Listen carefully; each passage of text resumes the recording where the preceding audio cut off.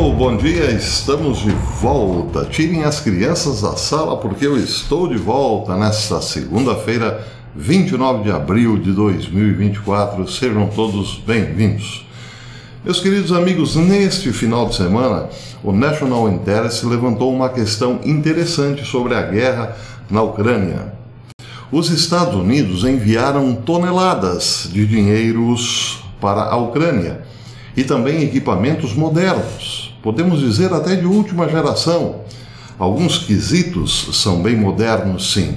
Não obstante, contudo, porém, entretanto, outros sim, a Rússia tem vencido a guerra e nem a própria Ucrânia está escondendo este fato. Bem, o que acontece? A Rússia tem equipamentos mais modernos do que o Ocidente tem enviado para a Ucrânia? Bem, a questão levantada pelo National Interest vai em outra direção. No seu artigo deste fim de semana, o diário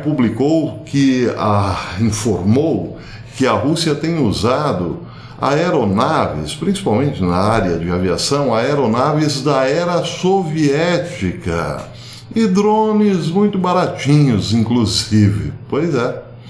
E como assim? Por que esses equipamentos antigos, obsoletos para muitos, sucatas para outros, estão vencendo poderosos armamentos enviados pelo Ocidente, como até mesmo os tanques Abrams? Essa é a pergunta.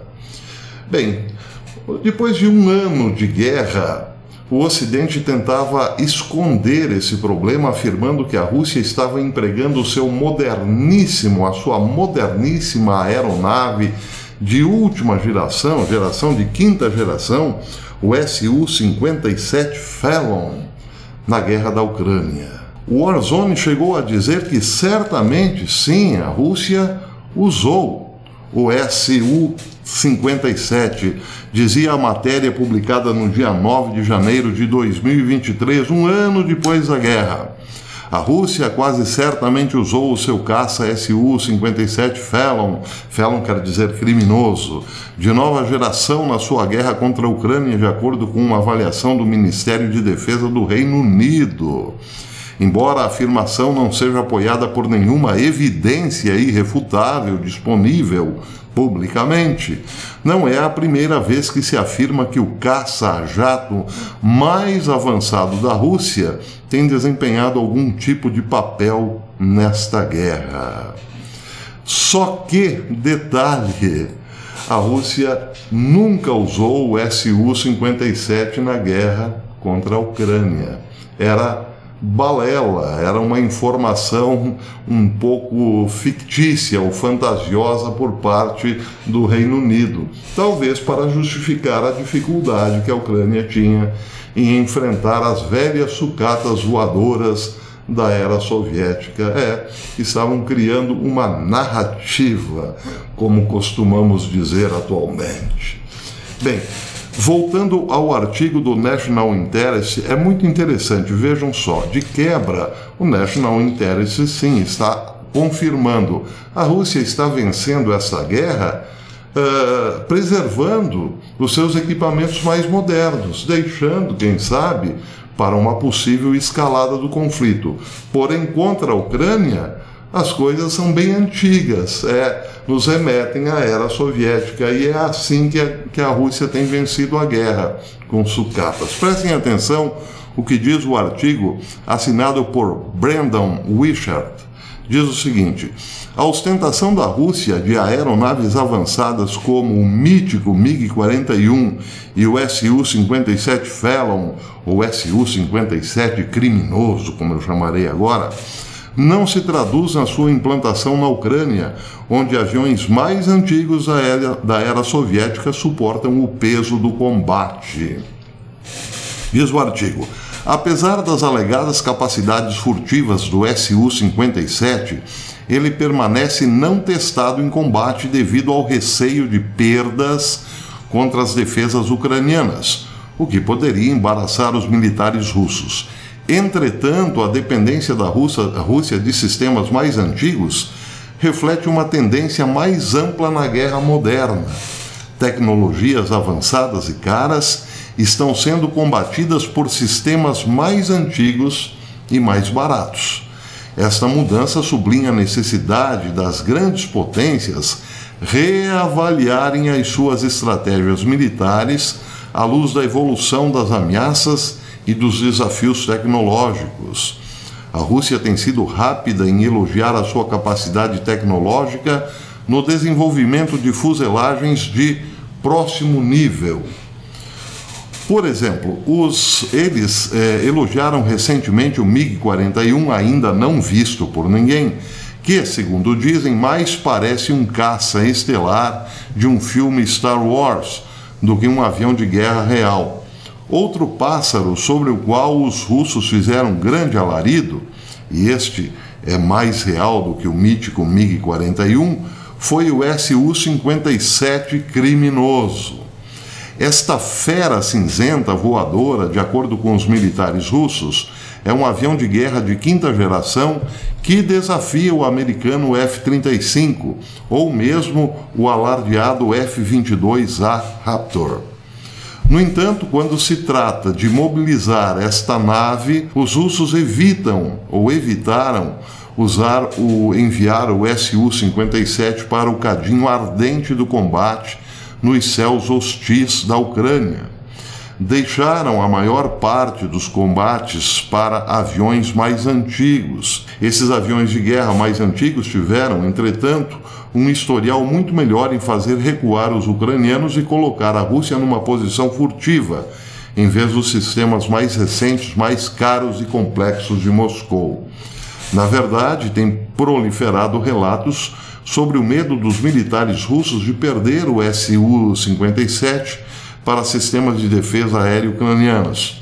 Em vez disso, arriscar o constrangimento de ver esses dispendiosos aviões de guerra serem abatidos por corajosos defensores ucranianos, os russos mantiveram essas aeronaves na reserva. Uma das razões por trás da reticência em enviar quantidades significativas de Su-57 criminoso para combate é porque a Rússia não possui um número significativo dessas aeronaves, pelo menos ainda não. Se alguns deles fossem perdidos em combate, isso poderia certamente criar uma lacuna crítica nas capacidades aéreas russas e revelar-se um golpe humilhante para o prestígio das Forças Armadas russas. Mas, se o Su-57 for realmente um avião de guerra de quinta geração, como afirma a Rússia, então as suas capacidades furtivas deveriam estar anos-luz, ou devem estar anos-luz à frente das que os ucranianos apresentam. Se isso for verdade, Moscou então poderá arriscar o seu sofisticado avião de guerra de quinta geração durante o combate na Ucrânia. Se, no entanto, o Su-57 não for tão furtivo como afirmam os projetistas de aviões de guerra russos, então a relutância de Moscou em implantar essas aeronaves faz sentido. Como tantos projetos de armas russas da era soviética que criou o Su-57 tem lutado para produzir esse sistema em massa. Existem, no entanto, ainda vários bugs que designers estão tentando resolver, e o custo e a complexidade de cada unidade individual retarda a produção, especialmente porque a Rússia está numa guerra continuada. Provou-se muito mais fácil produzir sistemas mais antigos em massa e mais simples da era soviética para a guerra da Ucrânia do que investir então nas moderníssimas aeronaves. Porém, entretanto, a pergunta que fica é: por que arriscar a humilhação nas mãos dos ucranianos perdedores ao implantar um número limitado de Su-57 não comprovados que podem não sobreviver ao seu encontro com sistemas avançados de defesa? Seria uma boa estratégia? Essa é a questão. Provavelmente, os militares russos estão considerando muito isso. Poderiam perder pelo menos uma aeronave, e isso representaria, sim, um custo altíssimo numa guerra que já está sendo vencida por sucatas. Então é claro que ficam aí essas duas possibilidades. Os russos não estão usando as suas aeronaves de quinta geração porque não precisam e porque o risco de perder uma, pelo menos, seria muito alto, ou estão simplesmente reservando o que há de melhor para uma escalada do conflito? São as duas possibilidades abertas. Bem, a matéria terminava dizendo: existe um problema geral na guerra moderna, em que os sistemas mais avançados e caros são cada vez mais ameaçados ou destruídos por sistemas mais antigos e baratos. Como a negação dessas armas de guerra mais avançadas regressam aos sistemas clássicos mais antigos, a guerra está se tornando retrô e pode ser mais barato para a Rússia, por exemplo, e mais fácil de construir se investirem em aeronaves antigas.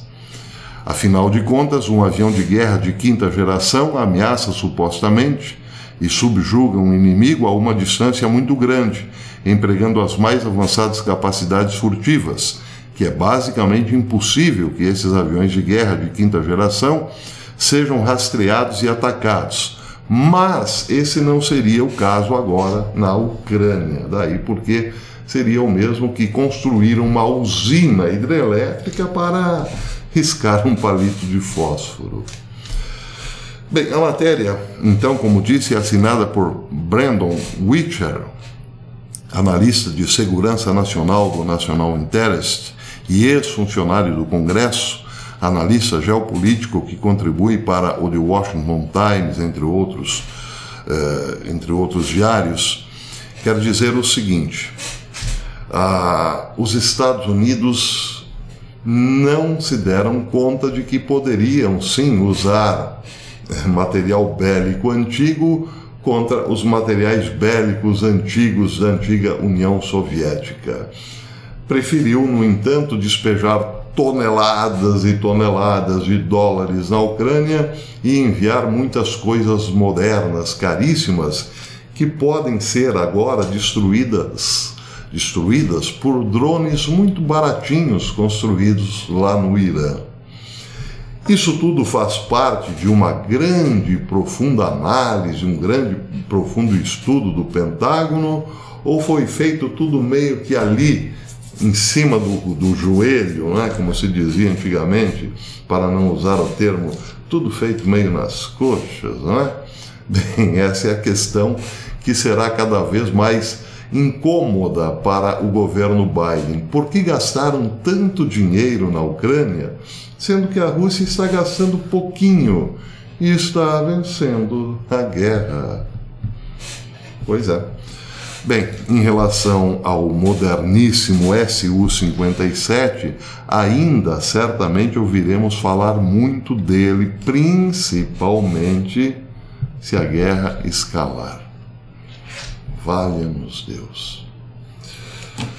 Por enquanto é isso, fiquem com essas imagens do moderno Su-57 criminoso.